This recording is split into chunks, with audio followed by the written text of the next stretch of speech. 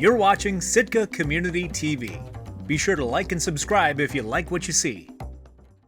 Alaska and the City and Borough of Sitka, indicating that we as separate governments had a desire and a need to work together for the betterment of every resident in Sitka, every person that lives here. And I'm happy to say that 25 years later, I believe that has come to fruition. I think we have an outstanding relationship right now. We work together on items of mutual interest, and items are brought forward between each of the governments where we can each improve. And I think that makes us better as a whole for the community. With that, I read our citation here. We fortunately got the one-pager so that it could fit on a very nice plaque, so I don't have to read too much on there, but the citation, commemorating the 25th anniversary of the Memorandum of Understanding between Sitka Tribe of Alaska and City and Borough of Sitka.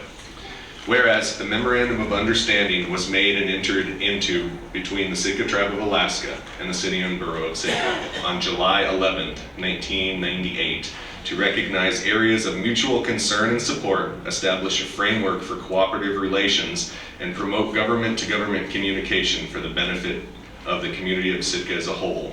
And whereas, because STA and CBS have responsibilities and interests in the establishment of cooperative relationships that meet the needs of both tribal and city governments, and whereas STA and the CBS believe that the Memorandum of Understanding established in 1998 was the first of its kind, and whereas when faced with challenges, the two come together, including STA being an active member of Unified Command, collaborating with the CBS during COVID-19 pandemic, and STA's involvement in the CARES Act funding working group, which partnered with CBS to support STA's food pantry program.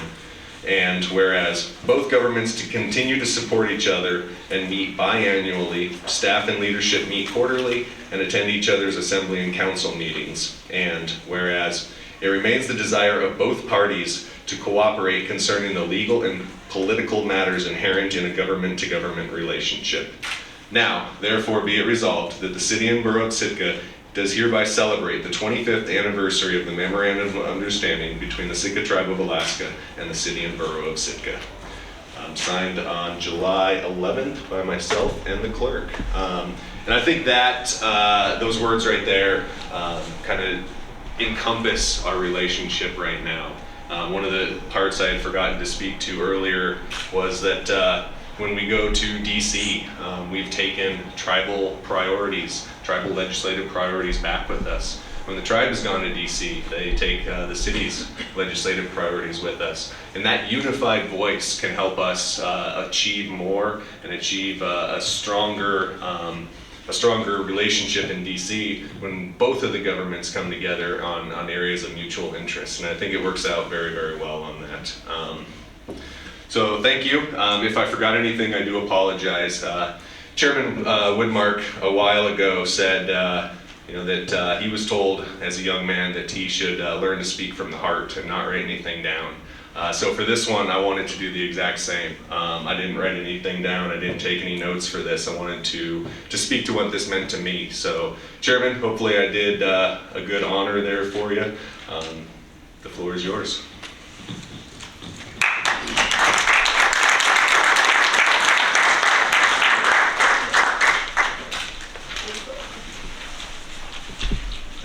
Thank you, Mayor. Well, it was an elder way back when, probably earlier in my tenure with the tribe. I had some notes that I wrote down, and the elder came up to me and says, "Don't write anything down, so speak from the heart." So I don't use that. I don't do it anymore. So and the gentleman only had to tell me once. So.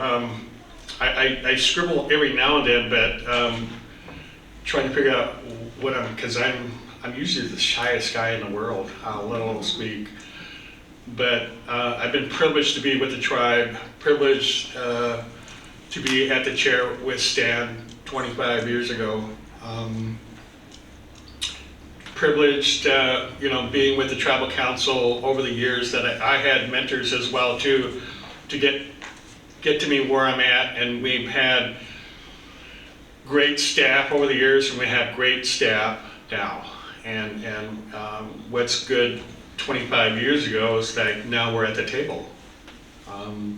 Now we're partners with the city that I would never ever dreamed of. We're partners with our federal partners like the Forest Service or Department of Agriculture and Department of Interior. We have MOUs, but even though we don't have MOUs that are signed, they're kind of like expired. But as an official, and Keith would tell you this too, because he always drained it in my head, that there's rules and there's spirit of the rules. And I think that's what we go on as, not necessarily that we're pretending to, but we're, just because you don't have a signed document doesn't mean you're partners. So I think even if you have a signed document and you don't implement it, I don't know which is worse. But my tenure that I remember about this was having a meeting over a cup of coffee, probably 26 years ago. And after it was signed, I would meet with, is it Arliss? Arliss Stujalewski, is that the right name? Right. She would come to me and congratulate the tribe and the city for what we've done. She thought it was a great thing. She said it numerous times every time I met her. One of the things at that time was Stan was the mayor, Mr. Paxton was with the city, and I remember the first thing that we did was Nakahiti was the school. And the first things that the city and the tribe did was how can we work that property? And I know it took some dealing, probably a lot of behind the scenes that I wasn't aware of, but probably staff and the city, but there used to be an old school there, where I went to school there. And that was more than 25 years ago. Anyway, that's where the Nakahiti Community House is right now. So there was a lot of work. Jerry, I think, was at the time. Mr. Hope did a collaboration with the city on Indian River to get it paved. And some of the things that the mayor said just recently, but I think having semi-annual meetings that we had, staff on a staff level, semi-annual meetings with elected officials, having discussion sometimes could be hard, and something that we have the difficult. But bottom line is that we care about this community. I give reports to the city. There's a lot of things that the tribe does, even though that it may not be with tribal citizens only. We deal with, I think what I'm proud, one of the proud things that I do with being with the council, if we make some kind of donations to the community, say like youth groups, I say that I'm proud to say that the council's donated 500 or 1,000 to all these youth groups in this community, and it makes me proud that the tribe looks at the community level, and when we,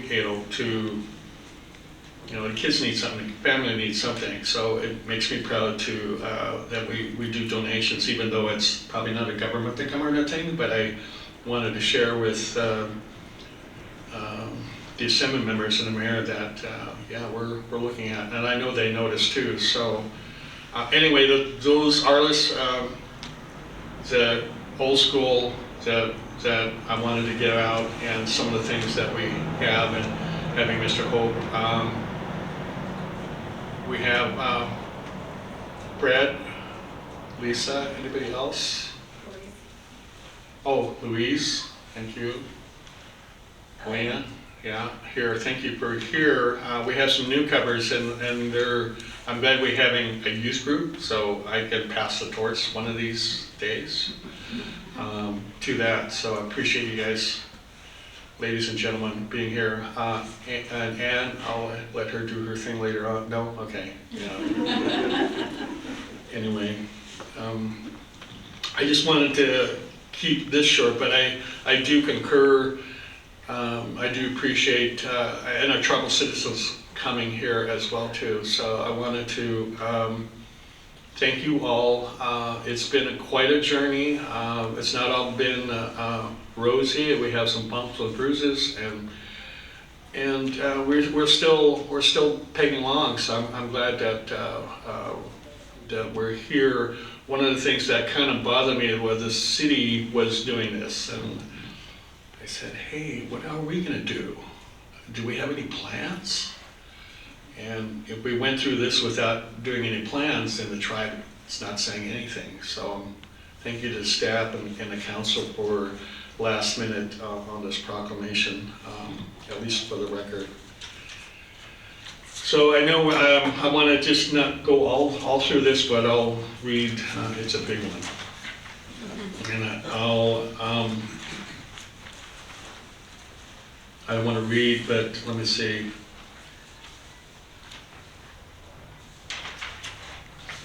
Okay.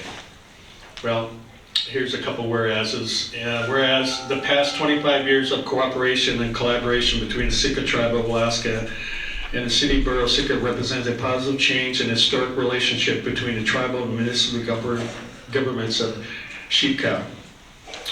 SDA and the City Borough of Sitka have shared with other communities the value and importance of the memorandum of understanding receiving praise. Sitka Tribal of Alaska Social Services and the City of Sitka Police Department work collaboratively in annual National Night Out community events to build partnerships between the law enforcement and the community. Also, the SPDA and Social Services work together on a Child Advocacy Center, multidisciplinary team, sexual assault response team, and domestic violence prevention monthly meetings. Sitka Tribe of Alaska looks forward to continued partnership with the City and Borough of Sitka using the Memorandum of Understanding as a framework for cooperative relations and pledges to promote government-to-government communications for the benefit of the entire community of Sitka. And therefore be resolved that the Tribal Council of Sitka Tribe of Alaska does hereby proclaim July 11, 2023 as the 25th year anniversary of this memorandum of agreement with the City and Borough of Sitka. And thank you, Louise. And yours truly signed a proclamation, and the council for acting on this just recently. So I'm just looking forward to, glad to see everybody here, especially the previous administration from City and Borough of Sitka. I've been really lucky to meet these people along my trail as STA, but other community events as well too. So that's all I have to say. And I think officially we'll present this to the Assembly in the next hour. So thank you.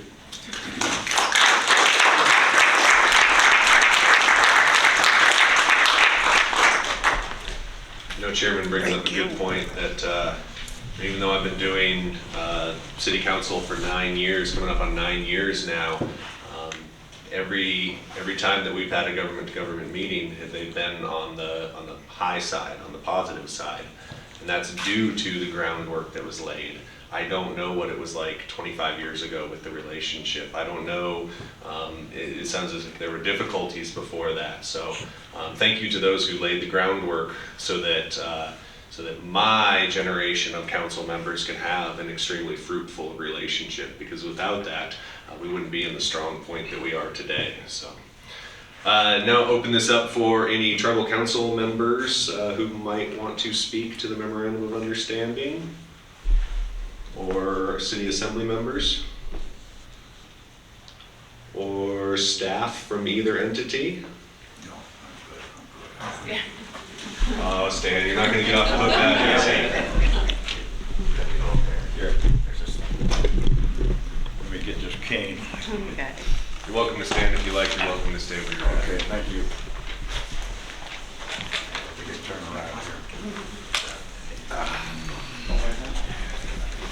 wasn't long ago I couldn't do this.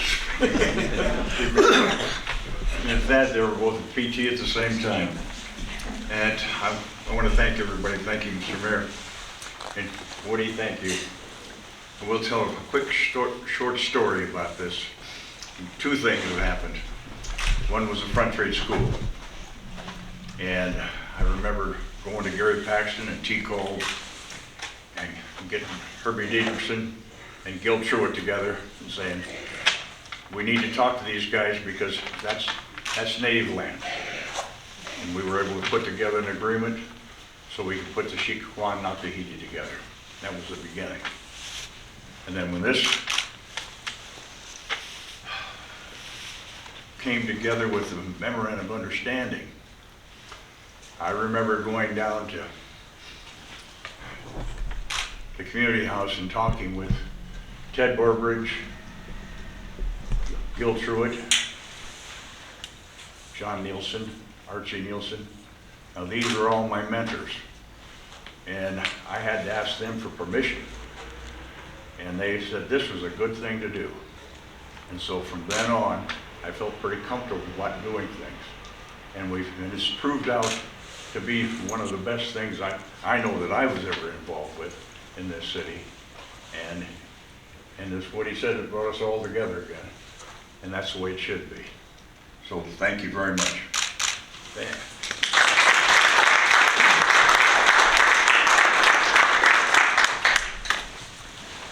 Good work. Very quickly, I think I've met most of you. My name is John Leach. I'm the municipal administrator. And I just want to take a really quick moment to thank all of you that helped lay the groundwork, as the mayor said.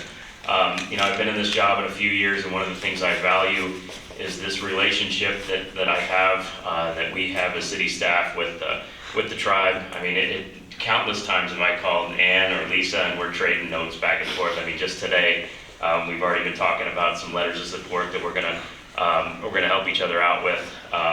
I also value the open discussions that we can have. I know if you guys know Keith, he doesn't really talk that much, but sometimes I can get I can get Keith and Chair Whitmark, which I think it's your turn to buy maybe, Woody, for our lunches. So Right, you're too behind.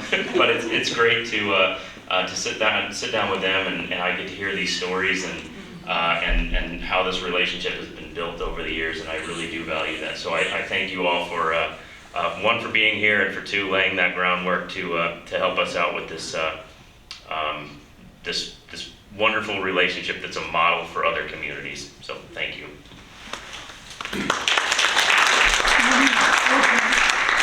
Okay, there's lunch on Woody. This will be quick. Well, I was with the city.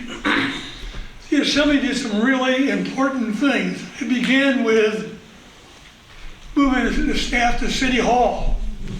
Thank you, Dean Ingerson.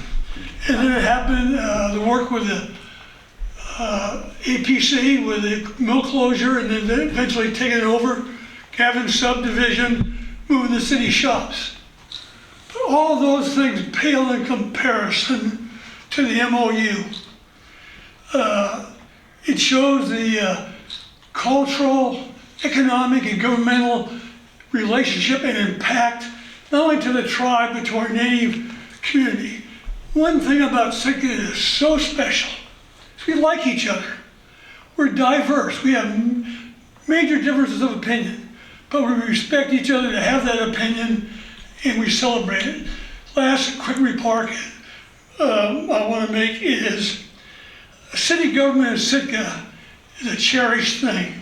It began with the charter. Thank you, Thad Paulson and Ben Gruzanov and the boys. That charter has served us well. And then we had the leadership of Rocky Gutierrez, made an incredible public works department, later a mayor, a city and a mayor. And it just speaks to the importance of our diversity in this wonderful community that's so special and we all love so much. God bless. Pax out.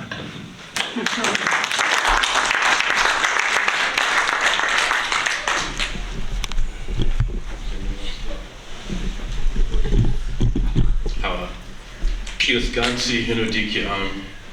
In the Haida language, my name is Place of One's Own. And my name is Frederick Olson Jr., and I'm on the Tribal Council, Sitka Tribe. And as has been said, you know, this is rare. You don't have to have this kind of relationship between the city and the tribe. And often relationships, there is a relationship and it's bad. You know, they're adversaries and, you know, there's a lot of fear or, you know, misinformation on both sides. But here, you don't have that. And 25 years with memorandum of understanding, and that's already rare, but memorandum of agreement is even more rare, where you're not just, you know, putting out lofty ideals, but you look in there, there's some stuff that's down in the weeds, like specific projects are mentioned, and, you know, the tribe has to do that. It's an agreement.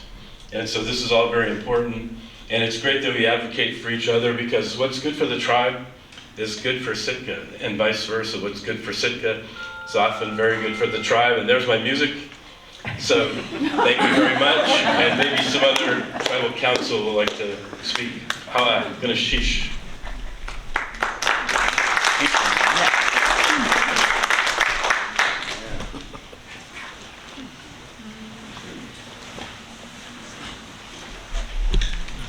Gonna sheesh. I'm pretty new to the tribal council. This is my second term, but I am not new to tribal council politics. My father served on the tribal council for many years and was the tribal chair. And, you know, it did take a lot of work to get to this point. I'm really grateful that we do stand on the shoulders of giants who started this work. I do remember sitting at the dinner table or going over to visit my parents and having discussions about Mark Jacobs Jr. and Isabella Brady going to city assembly meetings in 1985, talking about what was going to happen with the Front Street School. I know that, you know, Mark Jacobs would pull my mother along and say, we're going to go to another meeting and talk about what's going to happen to Front Street School.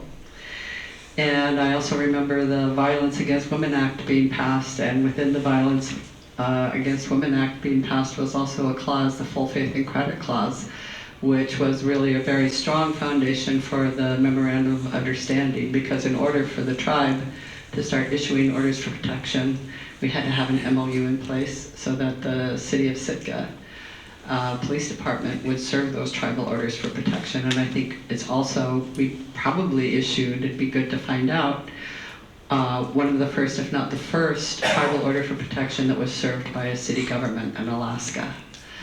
So you know, there has been so much amazing, important work that has gone on between the city and the tribe, and I'm really, really grateful that we're able to acknowledge that and able to work together to better all of the lives of our tribal citizens as well as the citizens of Sitka. So, Ganav Chish, thank you all for your hard work, and I'm really honored to be here today.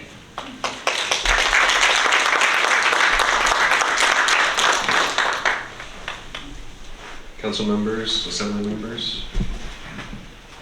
Thank you, Mr. Mayor. I'll be super brief.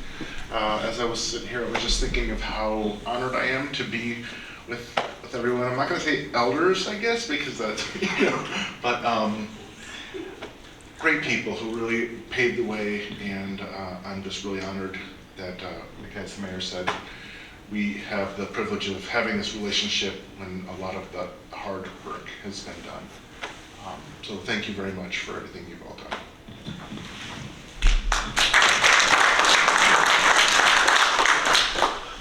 Anyone else in attendance this evening who'd like to speak to the Memorandum of Understanding?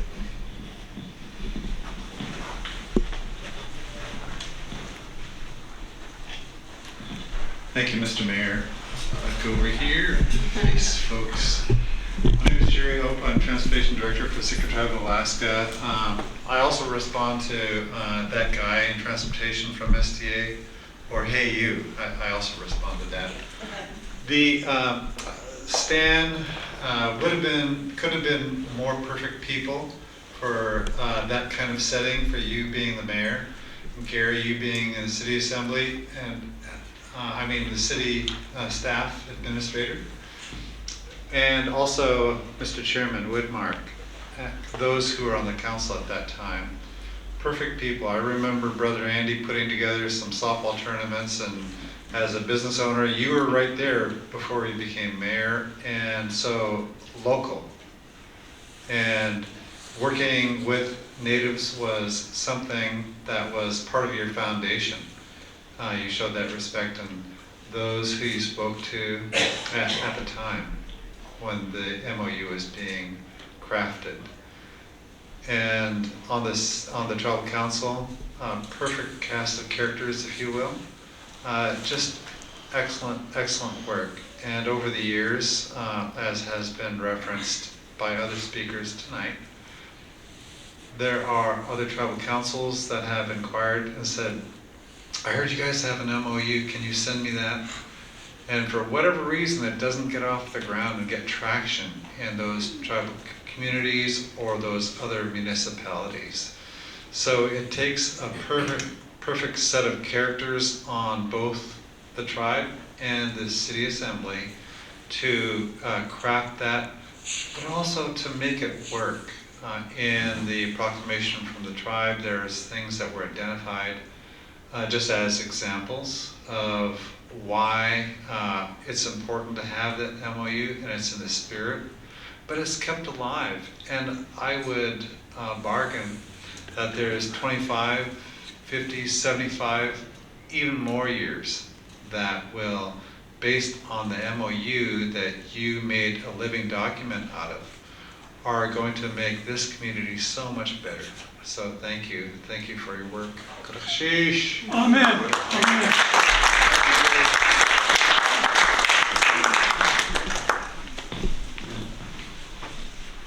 Anyone else to speak? Keith just wants cake. Oh, well, thank you everybody for coming. I do appreciate the attendance here. It's as everybody speaks, I just have more recollections of the time that we've worked together, or the times that people have asked, for some guidance. When I went up to an Alaska Municipal League conference in Anchorage, I sat on a panel where they wanted to talk about this specific memorandum of understanding and how it works for the city of Sitka. While I might not have been the most qualified person to speak to that, I could definitely speak to the benefits that it had given us as an assembly, as a council. So I did exchange information with quite a few people after that. We sent off quite a few copies of the memorandum of understanding. As was noted, hopefully they were acted upon and not just put on a shelf, but at least the word was getting out there that there is a better way to do things than a lot of places are. So we're definitely a role model, not only in Alaska, but in the United States for that. So with that, we'll turn it over for refreshments and cake. Melissa has brought cake for us. Woody, I think you gotta cut the cake, right? Or do we do it together and smash it in each other's faces? Is that how this works?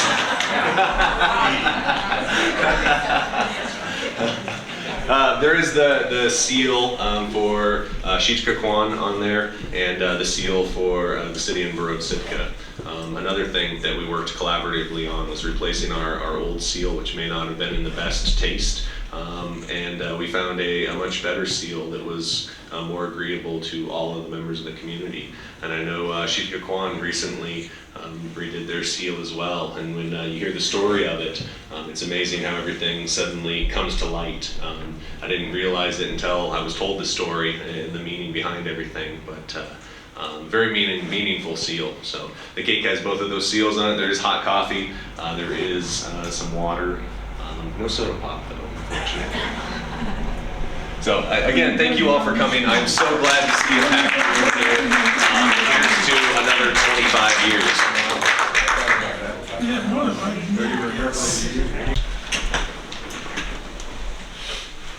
I pledge allegiance to the flag of the United States of America and to the republic for which it stands, one nation, under God, indivisible, with liberty and justice for all.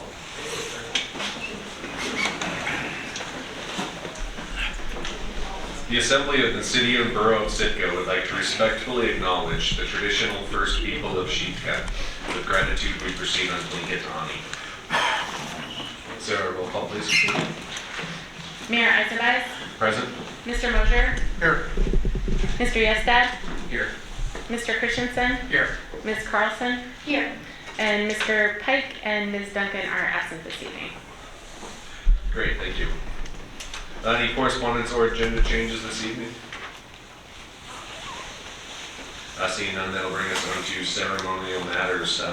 Tonight we are going to exchange citations commemorating the 25th anniversary of the Memorandum of Understanding between the Sitka Tribe of Alaska and the City and Borough of Sitka.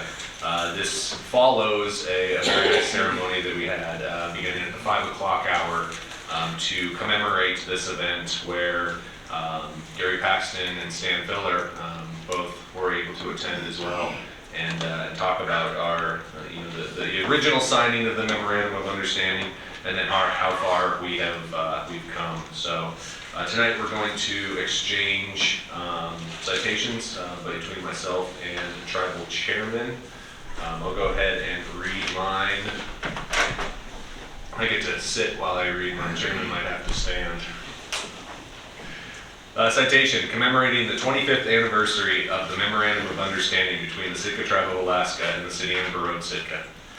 Whereas the Memorandum of Understanding was made and entered into by and between the Sitka Tribe of Alaska and the City and Borough of Sitka on July 11, 1998, to recognize areas of mutual concern and to support, establish a framework for cooperative relations and promote government-to-government communication for the benefit of the community of Sitka as a whole. And whereas, because STA and CBS have responsibilities and interests in the establishment of cooperative relationships that meet the needs of both tribal and city governments, and whereas STA and the CBS believe that the Memorandum of Understanding established in 1998 was the first of its kind, and whereas, when faced with challenges, the two come together, including STA being an active member of Unified Command, collaborating with the CBS during the COVID-19 pandemic, and STA's involvement in the CARES Act funding working group, which partnered with CBS to support STA's food pantry program. And whereas both governments continue to support each other and meet biannually, staff and leadership meet quarterly and attend each other's assembly and council meetings. And whereas it remains the desire of both parties to cooperate concerning the legal and political matters inherent in a government-to-government relationship. Now, therefore, be it resolved that the Assembly of the City and Borough of Sitka does hereby celebrate the 25th anniversary of the Memorandum of Understanding between the Sitka Tribe of Alaska and the City and Borough of Sitka. Signed and sealed today, actually, July 11th, 2023. So, Chairman, if you could join us up front here.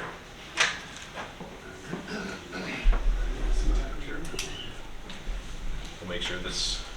I think this guy, yeah, this guy's working too. Do I have a secretary? You can see here, I'd like to read yours and then either or. Okay.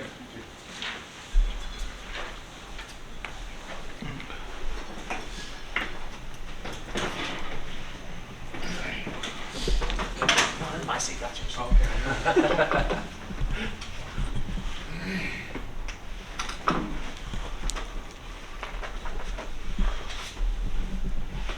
Well, thank you, Mr. Mayor. Appreciate this ceremony that we had, reception we had about an hour ago, and it was great to see Mr. Paxton and Mr. Pillar, and having a diverse crowd that participated this afternoon regarding our little reception. So thank you, and for the staff for to make this happen. On behalf of Sitka Tribe of Alaska, I want to read this proclamation, recognition of the 25th anniversary of the Memorandum of Agreement between the City and Borough and Sitka Tribe of Alaska.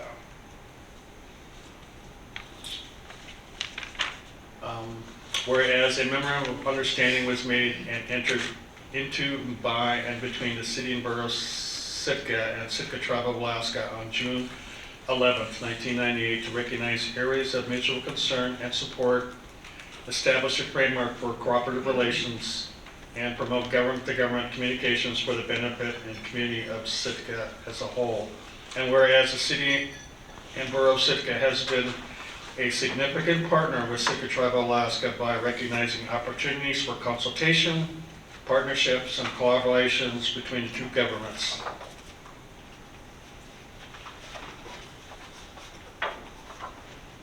Sitka Tribe of Alaska Council and the City and Borough of Sitka Assembly have met twice a year to discuss important topics for each respective government's elected officials. And whereas the past 25 years of cooperation and collaboration between Sitka Tribe of Alaska and the City and Borough of Sitka represent a positive change in the historic relationship between the tribal and municipal governments of Sitka. Whereas Sitka Tribe of Alaska and the City and Borough of Sitka have shared with other communities the values and importance of the Memorandum of Understanding, receiving praise, and whereas the Sitka Tribe of Alaska and the City and Borough of Sitka work together through the Memorandum of Understanding to accomplish projects such as the improvements of the Indian River Road and the construction of the bus turnaround and parking lots across from the Peter Simpson Road.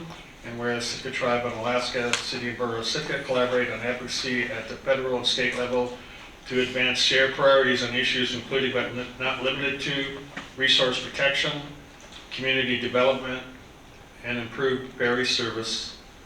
And whereas Sitka Tribe of Alaska Social Services and the City and Borough of Sitka Utility Department work collaboratively to distribute low-income home energy assistance and low-income household water assistance programs to best serve our tribal households with financial assistance in meeting with their heating and water needs. Whereas Sitka Tribe of Alaska Social Services and the City of Sitka Police Department work collaboratively in the annual National Night Out community event to build partnerships between law enforcement and the community. Also, the SPD and Social Service work together on a Child Advocacy Center, multidisciplinary team, sexual assault response team, domestic violence prevention monthly meetings. Whereas Sitka Tribe of Alaska looks forward to continued partnership with the City and Borough of Sitka using the Memorandum of Understanding as a framework for cooperative relations and pledges to promote government-to-government communications for the benefit of the entire community of Sitka. And now there be resolved that the Tribal Council of Sitka Tribe of Alaska does hereby and proclaim July 11, 2023 as the 25th year anniversary of the Memorandum of Agreement with the City and Borough of Sitka. And Louise Brady, our secretary, and yours truly signed this proclamation. Great.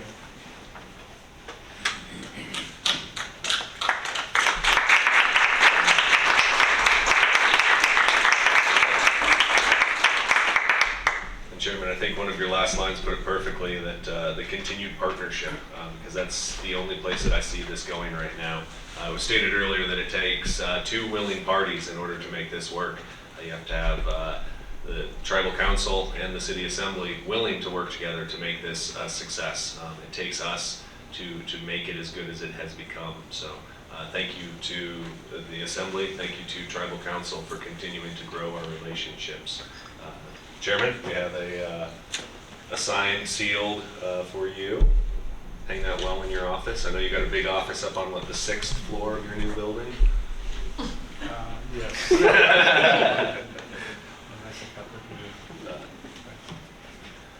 And now we got to smile real big for Dan and Melissa and everybody. Thank you. Thank you. Thank you, Chairman.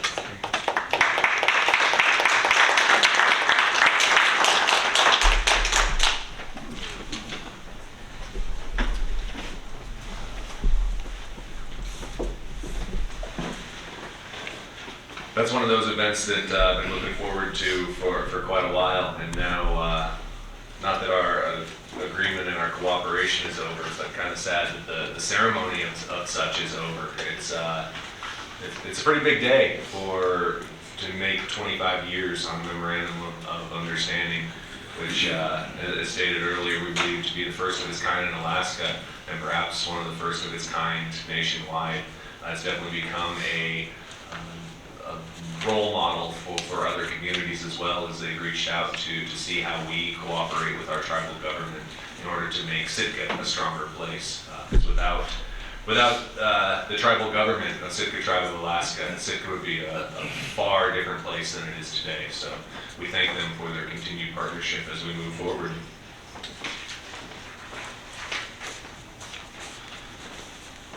So that'll bring us to special reports.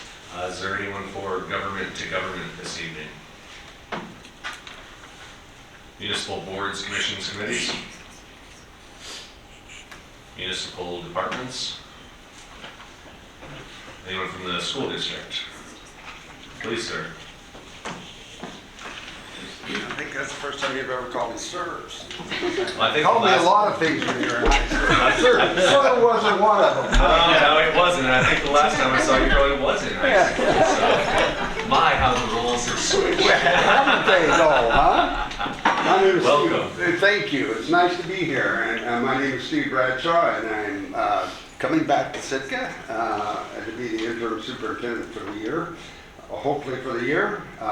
But I just wanted to come say hello, introduce myself. I think I know most of you, but wanted to say that I know there's some questions out there in the community, and give me a couple weeks, and if I can answer any questions that you might have, please stop into my office, because I'm more than happy to talk with anybody about whatever it is that they would like to talk about as far as the school district's concerned. So.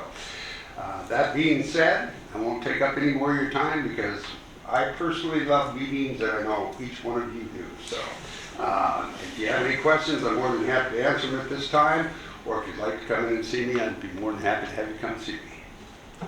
Great, we appreciate the reintroduction, and if you hang out long enough, you'll have my boy coming through your school district as well. So. You know, it's amazing how many kids I've had of former students in my career. So it's that's the fun part about the job, is seeing life go in its cycles. It's the fun part of Sitka as well, so thank you. Well, and I tell you, by the looks of this building and what you guys have done in this community, you got a lot to be proud of. I was up on the cross trails last night and couldn't believe all the work that the trail works has done.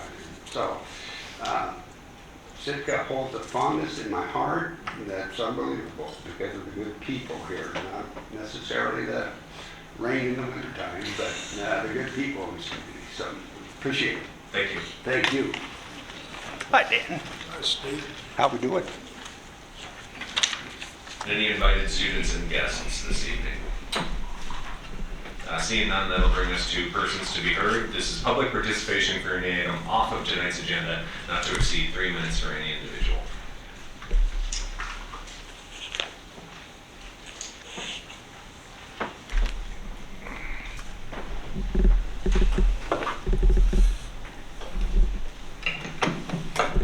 Good evening, my name is Richard Ween, and I'd certainly like to extend a warm welcome and return to Superintendent Steve Bradshaw. I actually remember him from his past time here, so I wish him very good luck. It's, as with most things, it's going to be an uphill trek, and you're going to need stamina and some Blue Lake water to make it happen.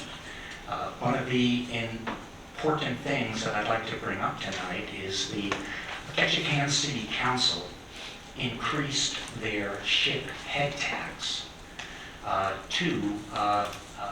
$9 to $11 per passenger. And it will increase, that's for 2024, and it will increase in 2025 to $12. So instead of the $6 now paid for, and this is important, for lighter passengers and private dock passengers, the tax will be $8 in 2024. So somehow, Ketchikan has managed to decipher the Rubik's Cube of head tax. Now, if we charge $9, that would bring in $4.9 million if everybody disembarked. When it becomes $11, that would give the city $6 million. And it just goes on, and I think it is very important that you know that Juneau has a $5 head tax plus a $3 port fee. And my question has continually been, why can't we do this here? And I do believe there is no particular reason other than, I'll say, a resistance on the assembly and certain members within the community who are vested in that. I don't think anybody would not want to come to Sitka for a $10 bill to get off the boat. I think that it is a very reasonable thing to do, and the truth of the matter is, if we would have done it earlier, that would have been many more $1 million within our coffer. And I think that by avoiding doing something about head taxes is costing the city millions of dollars a year. And it's baffling to me. So I just hope everybody enjoys this beautiful weather. It should be around for a while longer. I broke out my barbecue. I had ribs the other night, my famous ribs. Not a rib left. Thank you.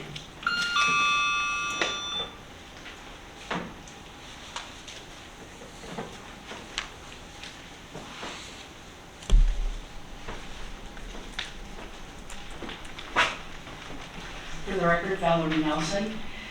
And I know that it's not your position to answer us or have back and forth conversations, so for Dr. Ween's benefit, I will recite something that I heard years ago, in that Sitka is excluded from being able to collect the head tax because Ketchikan and Juneau had enacted it and our state legislature said no more. Maybe I'm wrong, but that's what my memory tells me. Thank you. Rules are need to change. Is there anyone else under persons to be heard this evening? Any item not on tonight's agenda?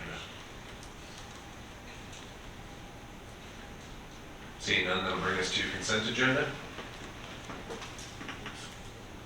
I move to approve the consent agenda consisting of item A, approve the June 13th and 27th assembly minutes. Second.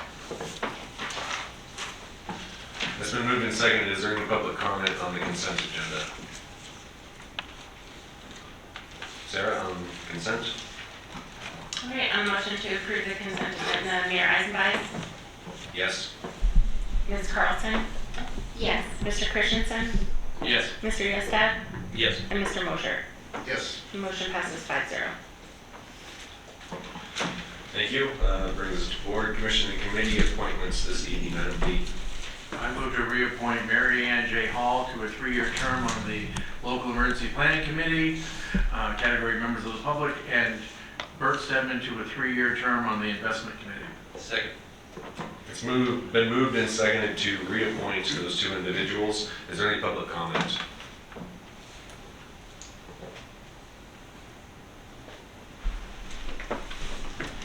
Good evening, Richard Ween. Mary Ann Hall has been a long-standing member of the LEPC, and I believe she's a retired nurse and had also been on the Sitka Community Hospital Board for many years. So that is something that's extraordinary because in retirement she still feels, I'll say, the obligation and duty to serve, and so I'd like to certainly commend her for that. The next individual is our Senator Bert Stedman on the Investment Committee. He is also a long-standing member of the Investment Committee, and I'm very happy that he still has some interest, and I wish that he would participate very vigorously in that committee. And I've gone to many in the past. I may start to go to them in the future. Bottom line is, I wish that he would step up to this mic for a 5-minute statement about what's going on in the legislature every once in a while, because I've been coming here for a very long time, and I miss his face at these meetings because I kind of have not seen him here at all. So thank you, Senator Stedman, for stepping up, and also especially to Mary Ann Hall, who doesn't have to step up. So I think that's great. Thank you.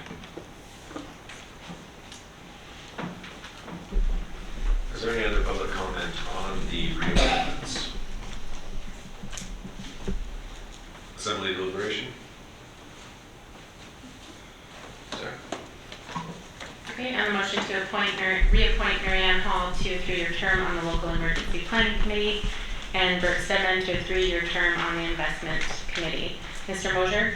Yes. Mr. Christensen? Yes. Mayor Eisenbeis? Yes. Mr. Yestad? Yes. And Ms. Carlson? Yes. Motion passes 5-0 on item B. Great. Unfinished business, item C, please. I move to approve ordinance 2023-13 on second and final reading, amending Title VI Business Licenses and Regulations of the Sitka General Code by updating Chapter 6.19.030 permit required for commercial operations involving organized excursions in areas subject to this chapter. Second. Second. It's been moved and seconded to approve ordinance 23-13. Is there any public comment?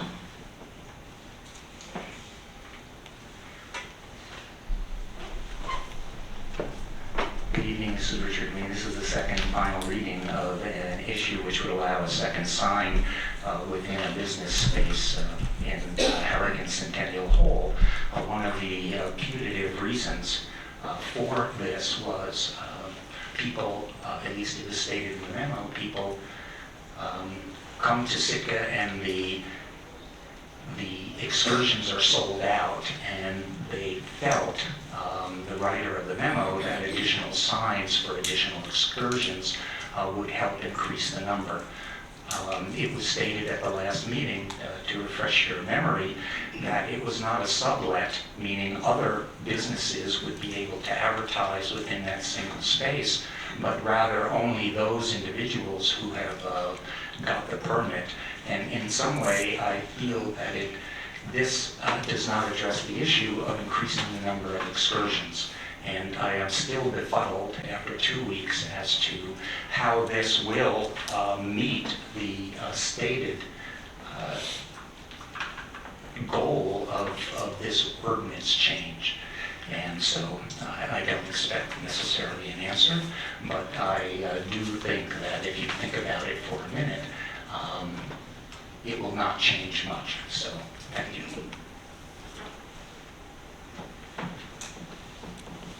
Is there any other public comment on ordinance 23-13? Assembly deliberation. Sarah? All right, on the motion to approve ordinance 2023-13 on second and final reading, Mayor Eisenbeis? Yes.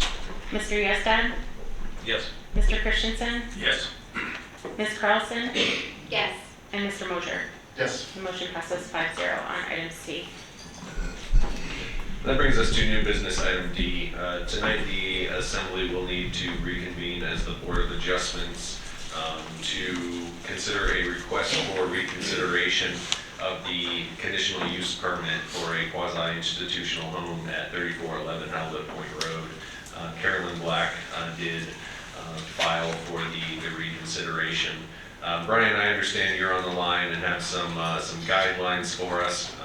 The only thing that I do need to say tonight, and Member Yestad is aware of this, is that if the Board of Adjustment goes down the road of reconsideration, that Mr. Yestad was not a party to the original decision and therefore has nothing to reconsider, so will not be participating in tonight's request for reconsideration should we go down that road. So thank you, Chris, for hanging out with us while we work through this process.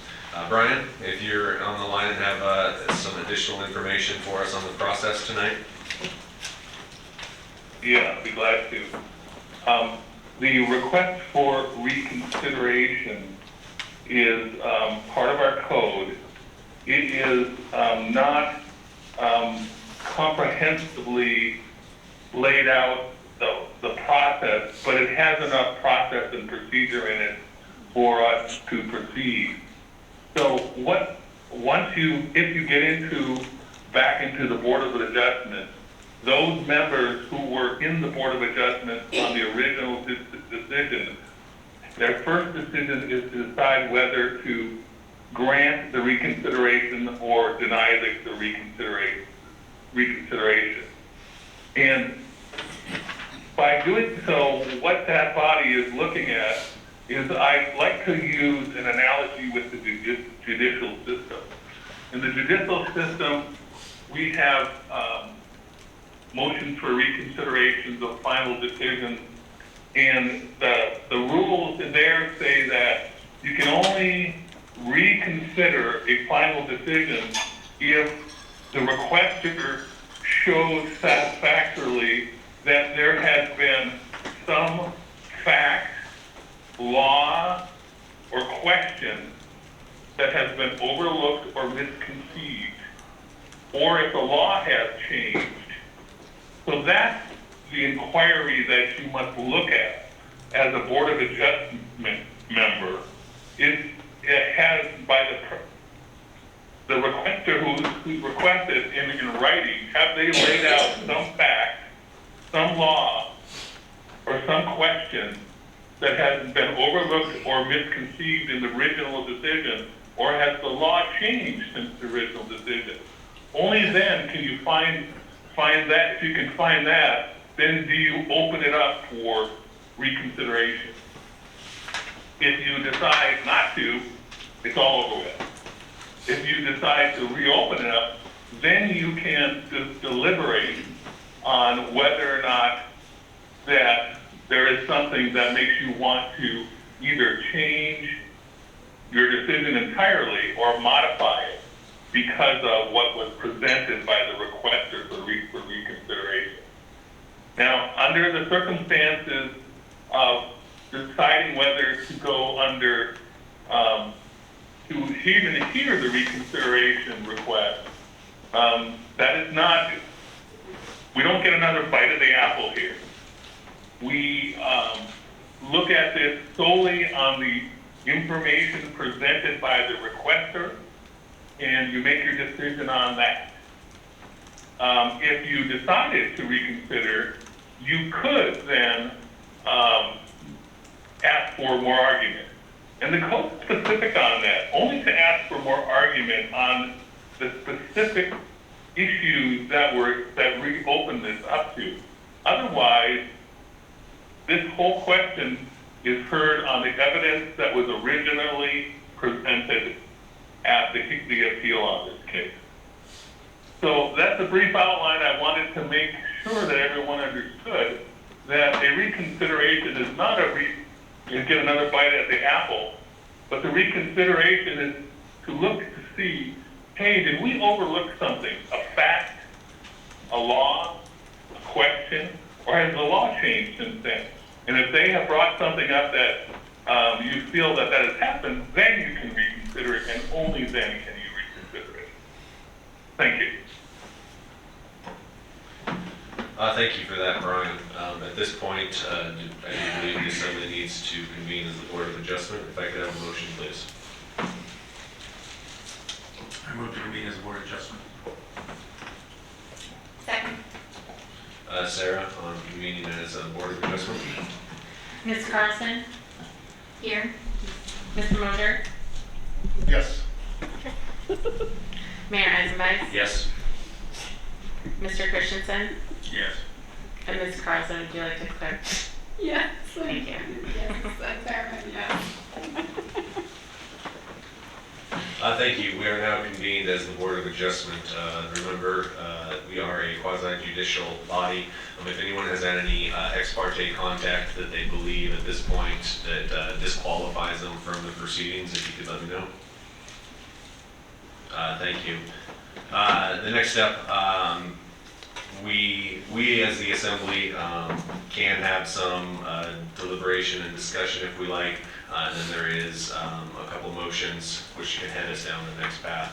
If anyone has any discussion, Tor? I have more of a question. So we look at the information that was in our packet. Is this something we would just vote on, and if we vote yes or if we vote to reconsider it, then we would possibly open it up for public comment, or is there that's more a question for Sarah, I guess. That is correct. So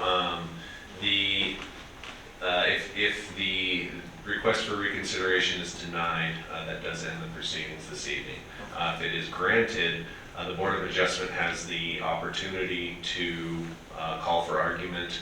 However, that does not necessarily include public comment, but there are routes that we could go in order to incorporate that into our process tonight.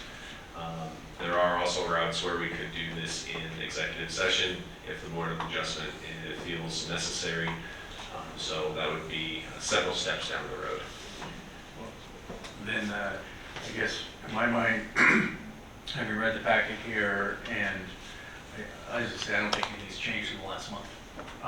And so I would argue that we should deny the request, just because, like I said, nothing's changed in my mind. Okay. I would agree with that.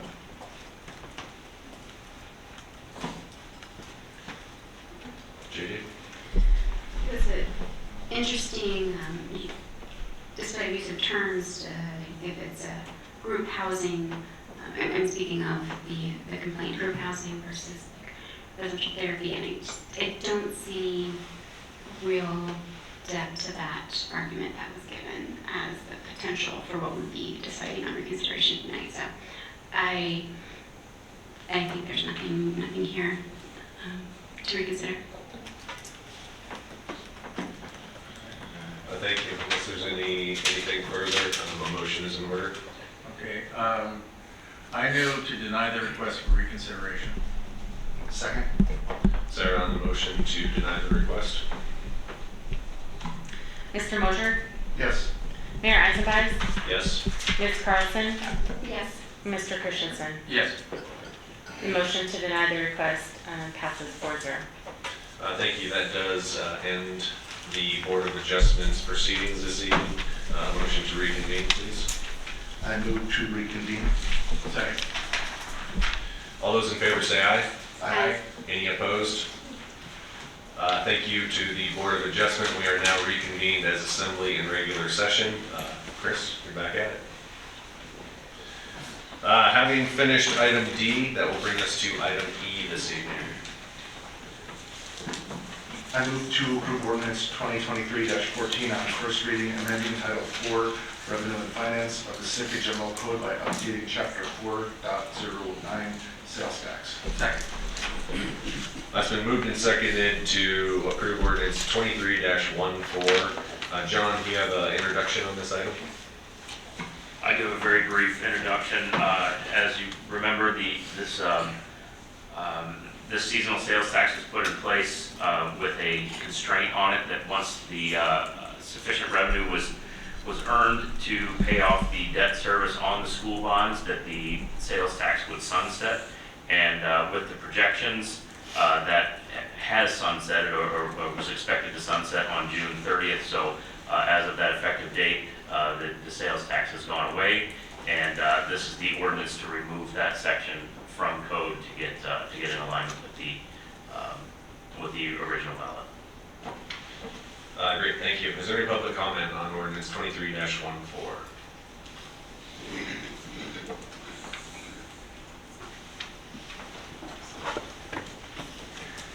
Richard Ween. I wish there was a memo in the packet related to this. One of the interesting things that I noticed are all the exemptions were removed. And one of the things I wanted to hear was why in this new ordinance are the exemptions removed, and how does that relate to the fiscal standing for the future of the, for example, the next item. And that was a mystery. I don't like mystery in policy. So I was wondering if somebody could address that at the appropriate time, why the exemptions were taken out. It just wasn't clear to me, speaking as a citizen and for a friend. Is there any other public comment on ordinance 23-14?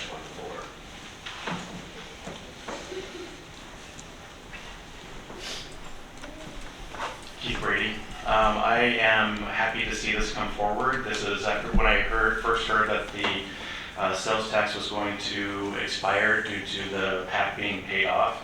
I thought, well, why not reinstitute some type of summer tax really to help the city budget, and I think this works well.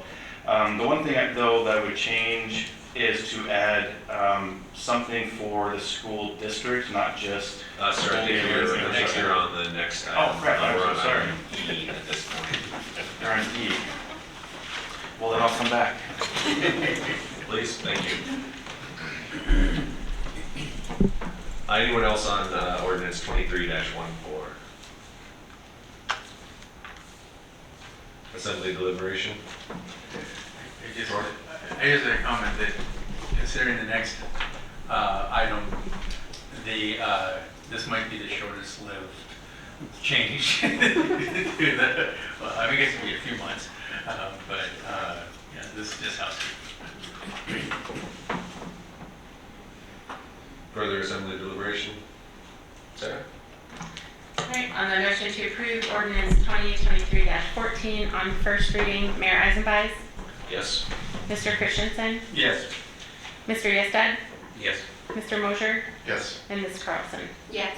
The motion passes 5-0 on first reading. Thank you. Brings us to item F.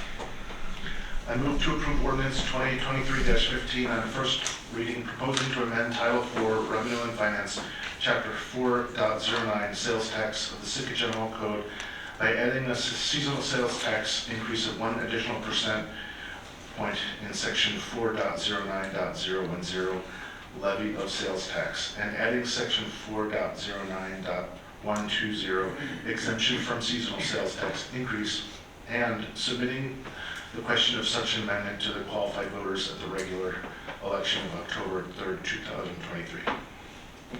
Second. It's been moved and seconded. I will hold myself to a brief introduction as well. Ideally, this ordinance would have come forward while we still had the sales tax in place. Our estimates became a little skewed once the state actually ponied up their 70%, causing the sales tax to sunset a little bit earlier.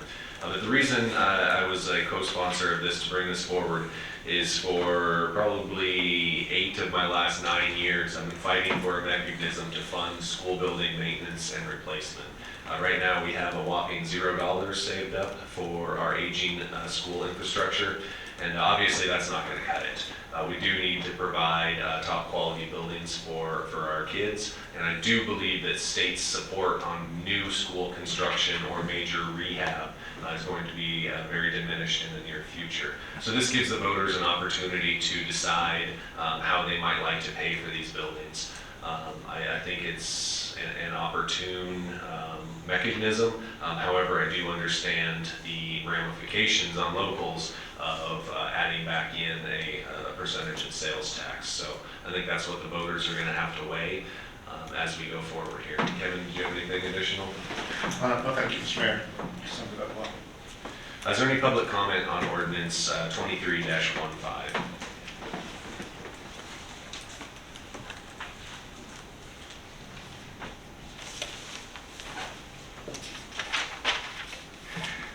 Good evening, this is Richard Lean. This is an ordinance to revive the sales tax that just sunsetted. One of the important things here is that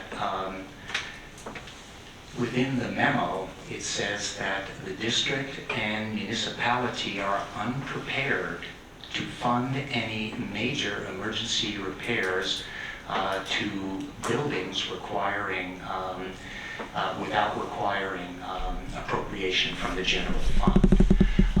The word unprepared is very revealing in that it seems like clearly there's not enough money to do these things. And based on former estimates on what is needed for the school district, I think that $1.8 million certainly can go a long way if those revenues continue. But I also, now speaking as a tax-paying citizen, during the summer season, again, and I brought this up in the past, about having a Hawaiian tradition, which is kaima'aina, which means that residents of Sitka, if, for example, if they show their driver's license, would be exempt from that 1%. I mean, everybody thinks 1% is nothing, but when you add 1% here, 3% here, 8% there, all of this adds up. And though people may appear to be used to paying this, again, it is just another straw on a camel's back. And I think we need to think more creatively in how to reduce school expenditures. For example, combining Baranoff population with potentially other schools, and that's been broached by the Assembly and the school district previously. So, but then again, there's never a tax that a government didn't like, so I know you're going to go for it. But for every action, there is an equal and potentially opposite reaction, no matter how good your intention is. But thank you very much.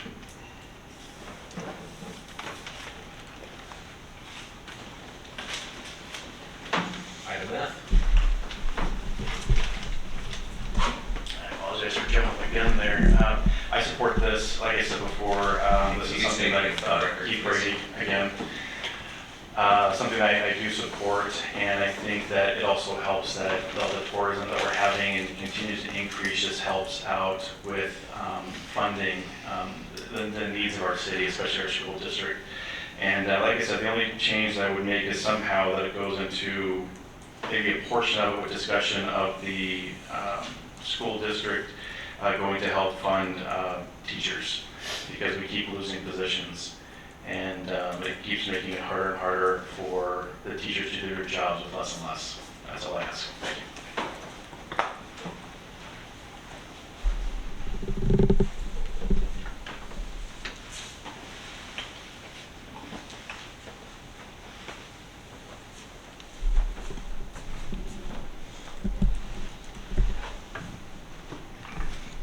Blossom Hills and 715 Summer Creek Road.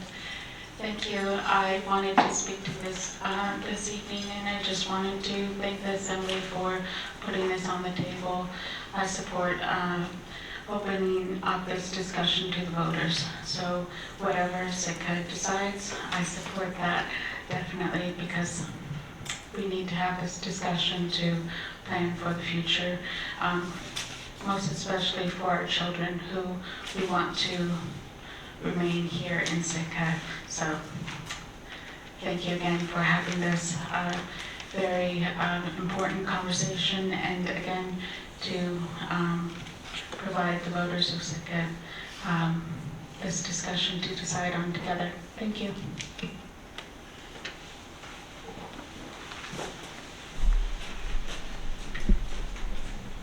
Is there anyone else on ordinance 23-15?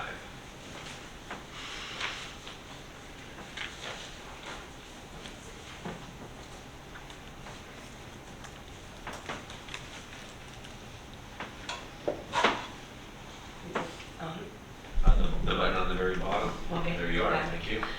Shirley Robards, a 65-year resident of Sitka. You know, all the people that come in my store and say, oh, wow, 1%. I said, well, don't feel too good about it, because I think the state's going to put a 2% on. And they said, oh, they won't. No, they won't. They haven't had it for years. And then you come out 6 days later, after the 1st of July, and it's all over. So possibly it's going to come back. I don't understand it. I just don't understand it. You're supposed to be saying that the reason you did it was because you have extra money. Then all of a sudden you need another %. I don't know. I just don't know. I've talked to a lot of people. Yeah, go ahead and put it on the voter thing. I don't think you're going to win though. Thank you.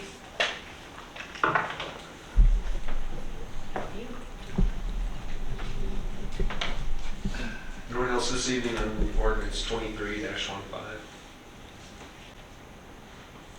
Back to the Assembly for deliberation. Kevin, if you wanted to go, then I'll follow up. Yes, sir. Yeah, so Steve and I have been working on this for several months. Original intention or hope was that this was going to, we believe that the tax would expire right around election time, so it would be a smoother transition. Yes, this is adding a tax, as in there is no longer that tax, but we have done the extra 1% during the summer months for 20 years or so. We have, as Stephen said, we have to have a funding mechanism for our schools. I would like to keep it for the school buildings, but this will not, in and of itself, it may not, the dollars may not necessarily pay for repairs, but it will possibly pay on bond debt that we would get in the future to repair buildings or replace buildings. And I also would like to remind the public that's listening that in order for the city to take on any other bonds, that would also have to go through a vote. So this is basically continuing to save for our future, for our children, because it's extremely important. And we don't have a mechanism, so things are going to start breaking, and they already are. So we need to try to find a mechanism to take care of our school buildings. And also this is, if it passes this meeting and then the next, it will be placed on the ballot, so the public will have to decide. It'll be a choice that we get to make. That's what I have to say. Thank you. As I stated earlier, this is one of the overriding things that I've had on my mind for multiple years during my tenure on the assembly, that we have not had a way to fund school building replacement. I mentioned it to multiple administrators, and so far yet we have not come up with a plan in order to do as such. This is a tax. This will affect our local citizens. However, this is status quo for many. Most people don't remember, there's quite a few people in town who don't remember the sales tax not jumping up in the summertime. With the additional visitation in the summer, it does allow us to capture a larger amount of revenue. This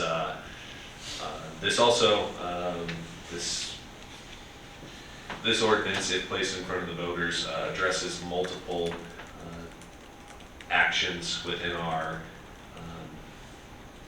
strategic plan, namely action item 4.1, and then we could also address item 4.2 and 4.3, potentially even addressing item 1.1 as time goes forward. So I believe that this action is within line with our strategic plan as well. On that, I don't I also think that this is a key opportunity for the municipality and the school district to work together if this passes, in order to combine building maintenance. I think it's a little concerning that our building maintenances are separate, even though that it's our buildings, and that we're not 100% aware of all the upcoming deferred maintenance issues that are within those buildings, and that's a little bit concerning to me. So I believe that this is a perfect jump-off point for us to combine building maintenance, get a little bit of workload burden off of the school district, while streamlining the process through some asset management, maybe, for Ron, who's sitting in the back, that will allow a smoother process and a more cost-effective process as we go forward. If this does pass tonight and on the next reading, I'm not going to be an advocate for or against this tax. I find myself in the position simply to bring it forward to the voters, and I want the citizens of Sitka to take ownership and lead on this. If there are interest groups that feel strongly either way, I encourage them to get out and inform people as to the vote. I don't find it to be my role to advocate on a ballot issue like this. So if this passes, you won't hear me saying much about it besides answering some questions on why I brought it forward. So, Tor, I believe you had something as well. Thank you. It's kind of funny because I called Kevin about a different plan a little while back, and if I hadn't been sidelined by EMS symposiums and other things, I probably would have had a competing one out there for you. So a couple of thoughts. I think, I've always kind of half joked that should raise it to 7 or 8% in the summer and not have a sales tax in the winter. And that, you know, I think we might get into some legal issues with that, but I still think that it's something that we can think about. Just because the vast majority is in the summer anyway. But in general, I'm in favor of this. I kind of made some notes here when I was reading through it that it strikes me that I don't know if we want to think about setting a split between school infrastructure and infrastructure in general. I don't know if you guys thought about that, but like if we said 70% goes towards school infrastructure, 30% towards roads and the like, that might be worth thinking about. If you guys think I'm way off base, that's fine. But just that we've got a lot of other things to do. One note that somebody mentioned that we should try and put some towards teachers. Unfortunately, the cap prevents us from doing that. We're already at the cap. And so we can't give the school district more money for teachers. The state will take away $1 for every $1 we give them over the cap. So that is, we kind of have a love-hate relationship with the cap, and that it tells us what our amount is, and then we're not allowed to give anymore. But what is nice with this, that if we can build up the fund so that when it comes time for major things, we're not borrowing money, or at least not as much. That's really nice not to have to pay interest. And I know that we talked about similar things with the harbors, and had we raised harbor rates 25 years ago, like we were talking about, we wouldn't have had to borrow quite so much. So anyway, I can support this as is. I at least want to hear a little bit if people think about maybe splitting it with regular infrastructure, but if that's too complicated, I understand.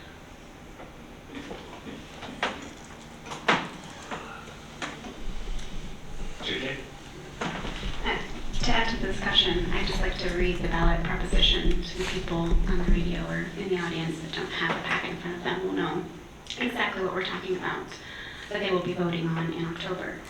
It's a yes and no question that reads, shall the Sitka General Code be amended to adopt a seasonal sales tax increase starting in 2024 of a 1 additional percentage point from 5 cents to 6 cents from April 1st through September 30th of each year, and dedicate the revenue generated to fund either directly or by paying debt service on the maintenance, repair, replacement, and reconstruction of school building infrastructure. Thank you. Chris? I think in general, I do really like this. I really like the part that it's going out to the people. And just in that alone, I definitely support it, because we're just putting it to the people, making them make the final decision. I think I know the answer to this, but I guess I want to ask the sponsors for clarity. This will be a fund that is managed and accessed by the city alone for this infrastructure, right? By alone, you mean the school board? The school board district they can't touch it. Correct. It will be under the assembly's purview to allocate funds. All right, yeah. I guess I say that because I do only want this going towards the infrastructure. I don't want to see it going into their operating budget. I think this is smart though, just like Tor was mentioning the harbors. Here we are struggling with trying to pay for our new harbors. We know that our schools are aging. This is saving for our future. Here, I think there was an example of the heat pumps going out. Well, that was $600,000 that came out of the general fund, where if this was in place, it would come out of this fund that there's already money in, and it's going strictly towards infrastructure. So, yeah, I definitely support this, and happy to see it move forward. Thank you. I think we answered your one question, Tor. You had a question on a split between 70-30 roads or other municipal infrastructure. I know John would very much like that. It does give another mechanism to fund city buildings. However, I believe it would be less effective at the ballot box. I also think that roads have a separate mechanism to fund right now. We do have money going into roads where we had zero money going forward to schools. So that was our deliberation in our process to get where we were at. I'm not saying motions couldn't be made, but just informing on the question. JJ, please. A question for you, John. I'm just thinking about how this would really formalize our relationship with the school district in regards to the buildings. Do we have a lease agreement or a memorandum of understanding or some sort of document with them? Or perhaps we could. Not that I'm aware of as far as buildings and infrastructure go. I could be wrong on that, but kind of catching me off guard. That's just off the top of my head. I don't believe so. The only really agreement we have in place is the maintenance funding that we provide through the budget every year, and then our capital plan. So when we develop our capital plan and that comes forward for approval, there are times when school building projects may be brought forward. I think this source of funding could be an opportunity to almost create a parallel type capital program where we can work on some school initiatives on top of our normal capital program. Yeah, thank you. Because with the bond debt, it's kind of very clear how that would work. And it's just the financing. We'll just hear it's a bit more of risk assessment and asset management, and there's probably some rubric needs. So a bit more collaboration needed.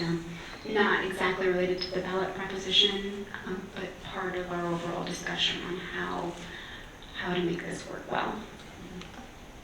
And that's how I think about things. Very much agreed. Chris? I guess I do kind of have another question that kind of goes to what Tor was saying. Let's just hypothetically say this does very well for quite a few years, and this fund gets built up, to a pretty good amount. What is, if the assembly sometime down the road, what would the mechanism be if we wanted to split this in the future? Is there such a thing? Does it have to go back out to the voters to say, 70-30, 50-50 split? That would be my understanding. I may be wrong, and Melissa can correct me, but that would be my understanding. Okay. Yeah, I would agree with that. Any kind of type of changes like this have to go to voters. So I wanted to address, if I can, also the questions about splitting it. I do appreciate the desire to do that. There have been people who were interested in possibly, getting an organization or their plans a portion of this, and we've thought about this and gone back and forth, and I think what Steve and I kind of came up with is that, as he said, to try to get this passed, doesn't have, the school buildings don't have a dedicated revenue stream. It's simple. It's something you can say, okay, this 1% will go all to that. And it also, once you start dividing, this is just my personal opinion, once you start dividing it up, that it becomes less and less impactful. And we want something, if you do all to those school buildings, then, like you said, the $600,000 or things like that, I mean, we have some place to pull that from. And so then when we're doing that, that's less money we're pulling from something that we could use towards roads and this and that. And it's not that I don't want or value the concerns, like say the split or other split that people have personally asked me for. It's not that I don't think they're valuable, it's just that I want to keep it clean, simple, 1% school buildings. And I also forgot to mention thank you to the staff, because the staff is really the ones upon our request that helped us get this all put together. And so I just want to give due credit for that. That's all I have to say. Sorry. Yeah, you can count to 4 and I can motion. But no, that's fine. And yeah, I mean, like I say, I had some other thoughts, but this is probably cleaner. And I fully appreciate the guest principle of, you know, having a split like that makes it more complicated. So, and at the end of the day, if this does completely cover either the bonds or just flat out purchasing school buildings, that's going to mean more revenue in the city regular general fund that we wouldn't have had to divert. So, like that 600,000, I fear with the exact. I don't think we haven't heard yet exactly how much we spent on the heat pumps yet, but roughly that. So. That's fine. Anything further from the assembly? All right, on the motion to approve ordinance 2023-15 on first reading, Mr. Yesbat? Yes. Mayor Eisenbeis? Yes. Ms. Carlson? Yes. Mr. Mosher? Yes. And Mr. Christensen? Yes. Motion passes 5-0 on first reading. Thank you. It is the top of the hour. Does the assembly desire a break before? I'm sorry. They're jumping up. We'll take a break, and please be seated when you're ready to continue.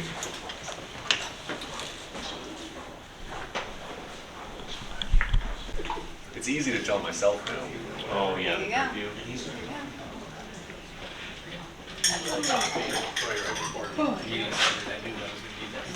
Doing it.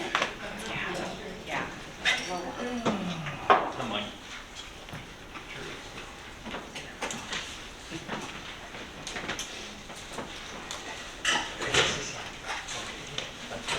All right, the assembly is seated. We will go on to item G, our last item of business this evening. I move to approve ordinance 2023-16 on first reading and proposing to amend Article 2, the Assembly, Section 2.1, prohibitions of the Home Rule Charter of the City and Borough of Sitka by permitting school board members to hold municipal employment other than with the school district during the term of office and the year after vacating office, and submitting the question of such an amendment to the qualified voters at a regular election on October 3, 2023.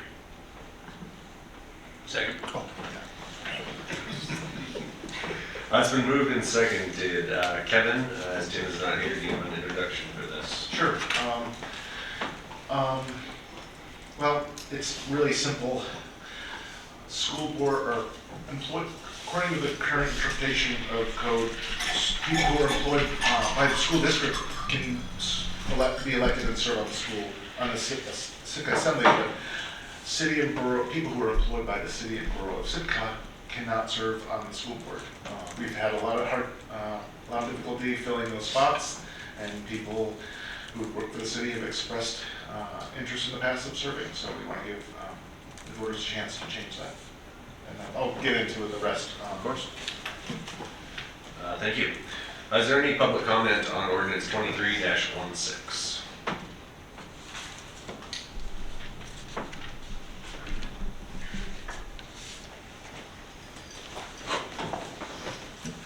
Good evening, Richard Wayne.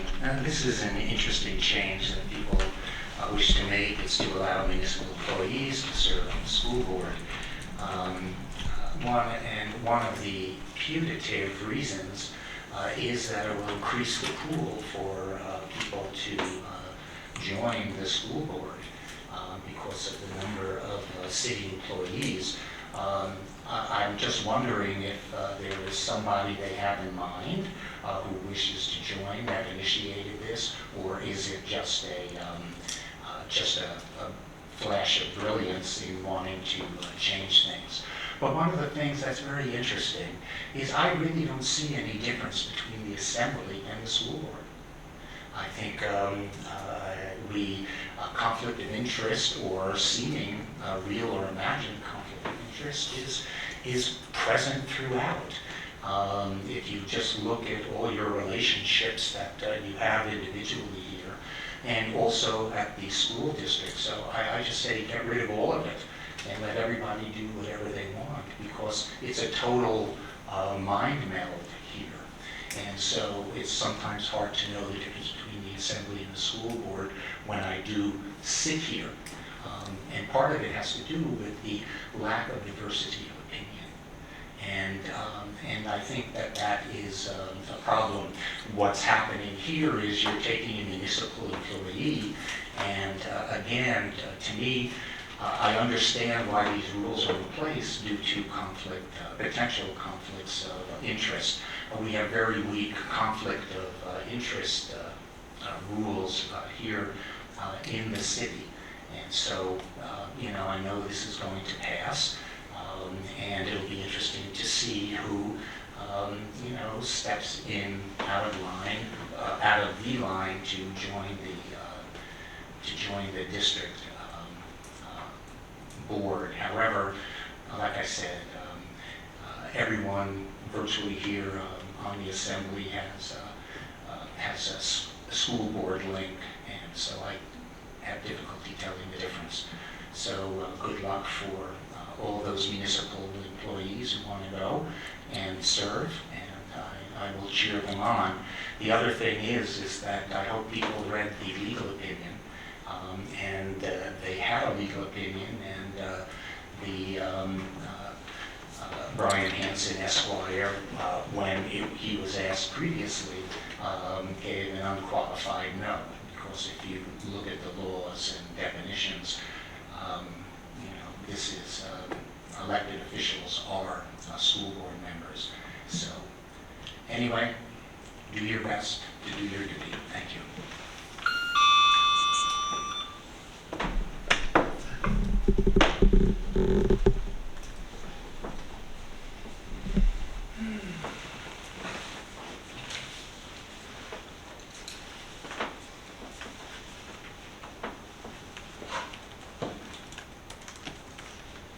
Blossom Teal Olson, 715 Sawmill Creek Road. I want to state that my appreciation for the Assembly for bringing this to the voters of Sitka. As my previous experience on the Sitka School Board, it is extremely hard to find individuals to serve on the board for many various different reasons. There were times when I was up late calling people, pitching, have you ever thought about running for office? So I support this endeavor of finding different ways to fill the need within our city. I do want to highlight, this is part of, I feel it's opening a window when there's a couple doors closed. I do want to highlight that the Sitka School Board is one of the very few school boards within Alaska that do not have any compensation. We've lost that compensation way back in, I think way before 2015. With the present budget the way it is and how the legislature is handling our budget needs within the state, I find it very hard to bring forth the need to compensate the people on the board, and I don't think they would want to bring up that conversation at this time. But I do want to advocate that it is a huge detriment within the city, because first and foremost, it stops equity, because you have to be of a certain type of demographic that can supply your time. And it is like a part-time job. You, as you know, you get your emails, you have to be on top of every different topic, and that is time, and when it's not compensated, a lot of people cannot afford that. So I do want to bring that issue up. I hope in the future it can be ratified to honor the time that the school board spends on tackling all of the situations that they tackle. And thank you again. Again, thank you, for bringing this up. I think this will help the situation in filling those necessary spots. Thank you.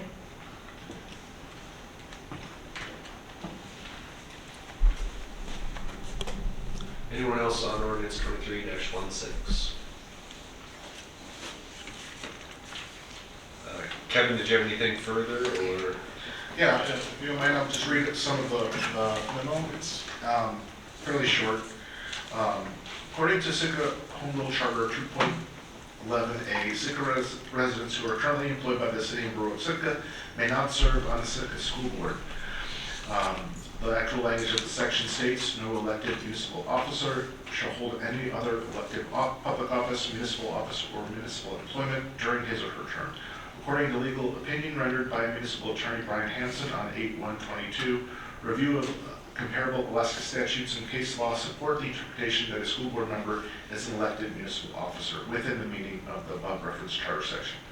To our knowledge, there has been no legal challenge to this. We as sponsors, Mr. Pike and I, agree with this interpretation. The charter does not explain the reasoning why municipal employees may not serve on the school board. While we understand the need for elected officials to not be employed by the organizations which they have authority over, we do believe that we need to consider changing the charter to allow municipal employees to serve on the school board. To be clear, we do not believe Sitka School District employees should be allowed to serve on the school board, just as municipal employees should not be allowed to serve on the assembly. In order to amend the charter, this decision must go to a public vote, which we are proposing be had. That's basically the entire memo. I normally don't like responding sometimes to certain comments, but I do want to state that this was not done for any one person. It's been done. Mr. Pike and I have been looking into this because it's very difficult to find people to serve on the school board, and there have been people in the past who are employees of the municipality who expressed an interest. As far as the conflict, it's hard. It's been a learning experience for me being on the assembly, because every time something comes up, I mean, it's really hard to find something you're not connected to. The city had to negotiate a lease with my employer, and I was still not really allowed to be out of that. And so you have to put yourself in this position and try your best to be objective, which I think most people in Sitka do. I just think that this is something worth giving the voters a chance to choose. We need some people who are interested in serving. And Lawson brought up a good point about the compensation. That's kind of a different subject, but this is an attempt to stab at trying to help get more people on the school board. Yeah, so I remember this coming up about 6-8 months ago, maybe a little more than that. But anyway, somebody who worked in the city, and I honestly didn't know about this until that did. And to me, it makes no sense to preclude city employees from school districts being on the school board. Both, I don't really see a conflict there because they don't vote on the budget. And then also because we said, a number of people said it's hard to get good people to run for the school board. And the city, that's a lot of people, especially when you throw family members in.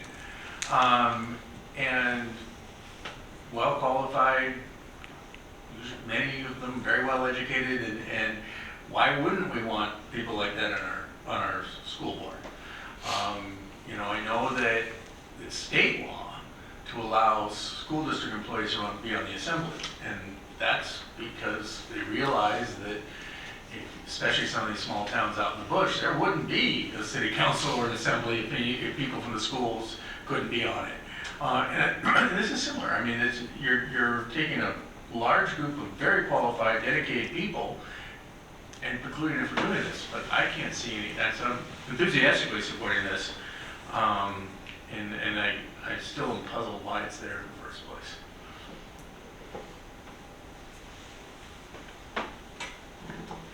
Chris? Yeah, I mean, just in reading this, it's something I can definitely support. I kept trying to think of different conflict of interest scenarios, and I really couldn't come up with anything that was super detrimental. I mean, parents parents with kids in the school district might be more of a conflict of interest for being on the school board rather than a municipal employee. So yeah, this is definitely something I support, and yeah, I have no problem with sending it on to the people to vote on. JJ? Since this vote tonight is just approving it to go to vote for the people, absolutely. So it's just kind of paperwork, in my opinion. And 99% of the time I'm in support of putting a ballot forward in front of the citizens. The only reason that I would vote against it is if it was very egregious or just plain harmful to the community. And I don't feel that this assembly would put something like that forward. So I'm always in favor of giving the public a chance, just for the sponsors' benefit.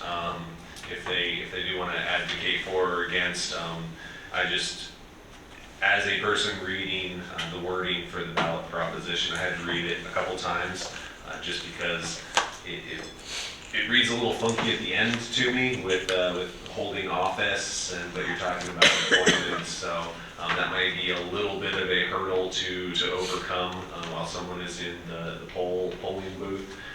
Yeah, thank you for bringing something forward to head to the voters. Anything further from the assembly? Sarah? All right, on the motion to approve ordinance 2023-16 on first reading, Mr. Christensen? Yes. Ms. Carlson? Yes. Mr. Yestad? Yes. Mr. Mosier? Yes. And Mayor Eisenbeis? Yes. The motion passes 5-0 on first reading. Thank you. That'll bring us to persons to be heard this evening. This is public participation for any item on or off tonight's agenda, not to exceed 3 minutes.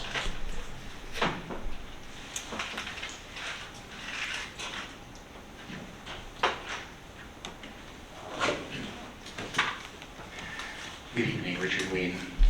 I do happen to agree with TL. I'm sorry she just walked out of the room, that I think it's all fair and more, and that there should be some compensation for school board members. It is a part-time job, and I think that it's a good idea which needs to be considered. Something I forgot to say in the first persons to be heard, with that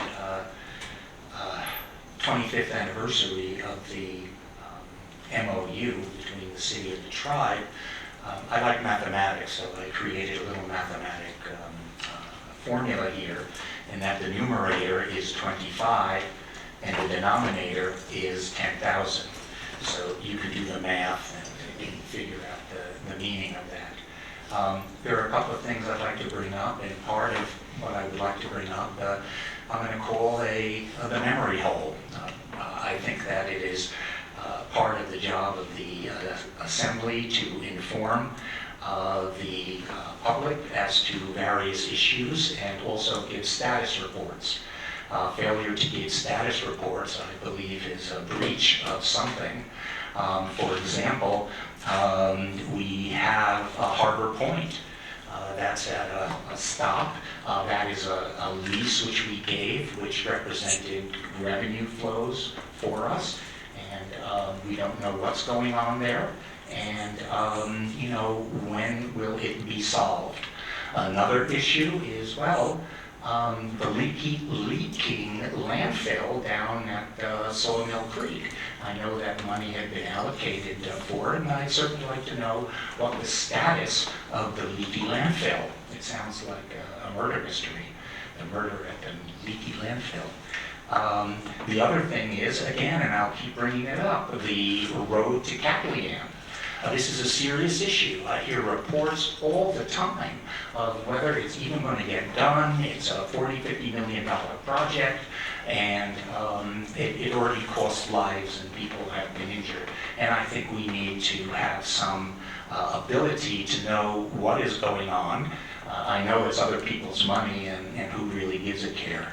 Another aspect are the water sales. And please go over what the agreement was for the water sales, because the people who got the assembly who gave them the water sales, they have to sell a certain amount of water within that contract time, plus they have to put in infrastructure.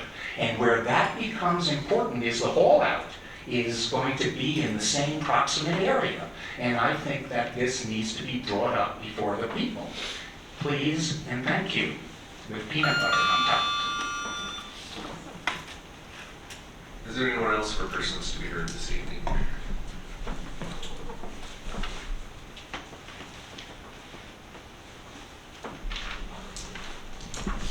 Hi there, my name is Audrey Hudson, and I am still somewhat new to Sitka, but I do enjoy attending these meetings. The meeting this evening was quite interesting. I found myself coming from different points of view. I have different seats within the community where I'm on the board of directors for the Thomas Federal Credit Union, also with the board of commissioners with Baranof Island Housing Authority, and I'm really looking to just kind of dip my head into the events and the goings on with Sitka, and I'm excited for this. My first thought on ordinance number 2023-15 for the sales tax, I think the idea from Dr. Lean over here was excellent in regards to possibly having a commodity rate for the locals. And in regards to ordinance number 2023 and 16, I think it's a great idea. Actually, at one time, I agree with Tor in regards to municipal employees serving on school boards and the shortage of people in the community that want to sit on the school board in rural Alaska. And so I'm kind of surprised that this is actually an ordinance. And it's a way for the municipal government and the school district to kind of bridge a gap. And I know that Sitka right now is kind of going through a tough time with the school district and the cutting of funds from the state of Alaska. And so maybe this will be a mode of communication where things can happen in partnership and with certain people from the municipal government sitting in those seats. It's possibly, I think it's a good thing.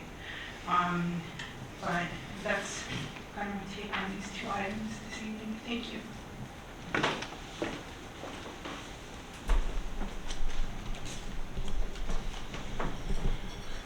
Anyone else for persons to be heard this evening? That'll bring us to reports. I have no report this evening. It seems like we just met like 2 days ago. So, John? I do one report. I'll try to make it as quick as possible because there's a lot of information here. We're going to be talking taxis for quite a while, and I've been working on basically an overhaul to our taxi ordinance and calling it a commercial passenger vehicle ordinance. Like I said, it's been in the works for a bit. Went to police and fire with a draft version of it to give to folks in attendance. We reached out to the providers in town and asked them for their input, and we'll have multiple meetings on this to discuss. I would say it wasn't a pleasant meeting, but one of the things that did pop up is, why are we doing this? Everything works fine. And I was told or I hear daily that it's not working fine.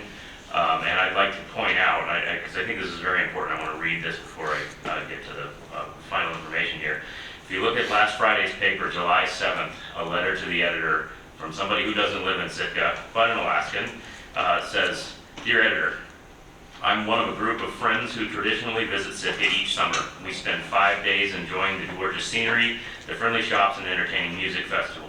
As we ended this year's trip last week, we agreed that Sitka is a special place. However, this year's reunion was tinged with a touch of annoyance because our rides to and from the airport, I'll call these experiences a tale of two taxis.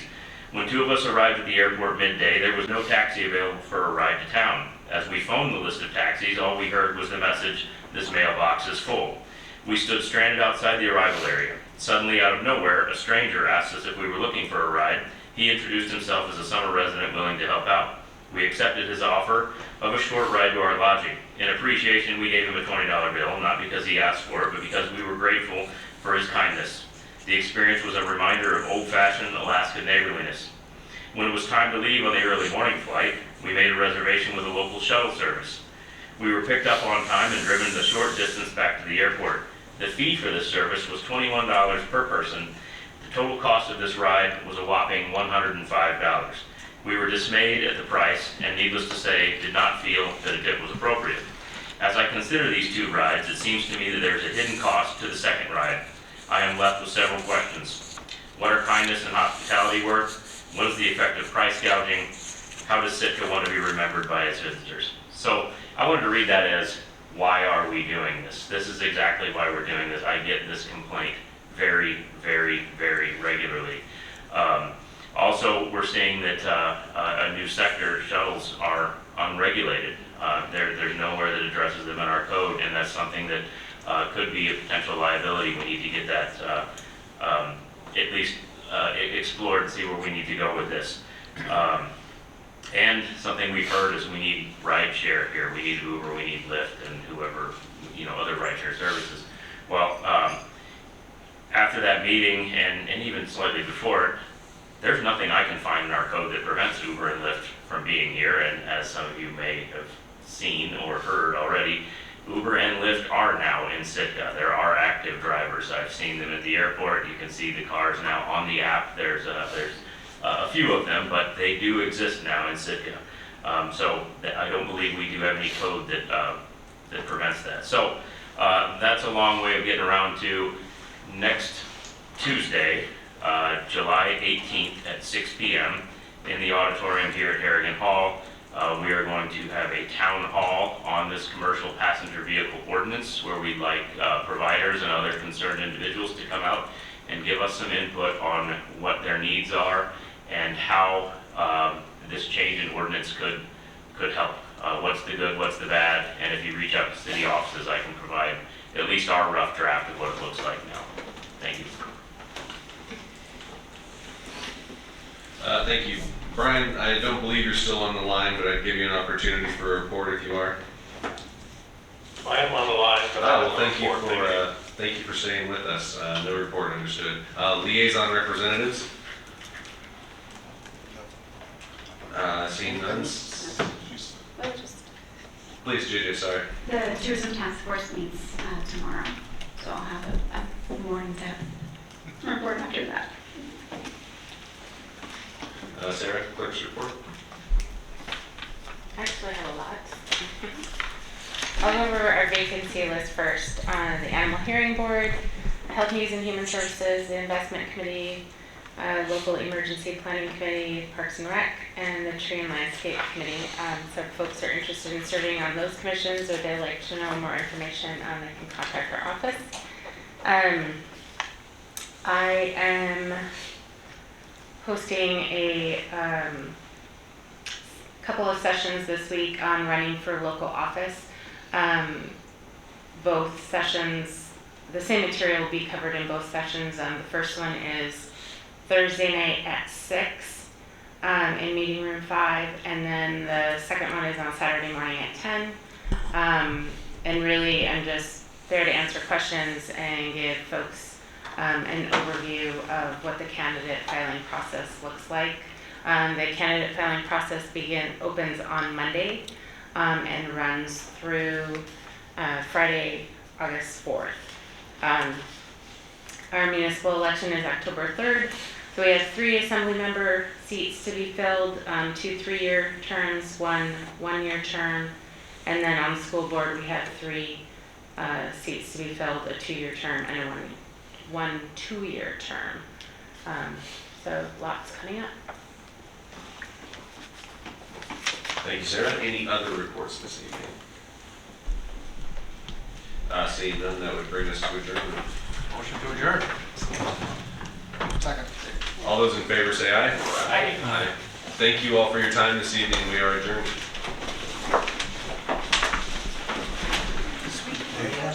Yeah.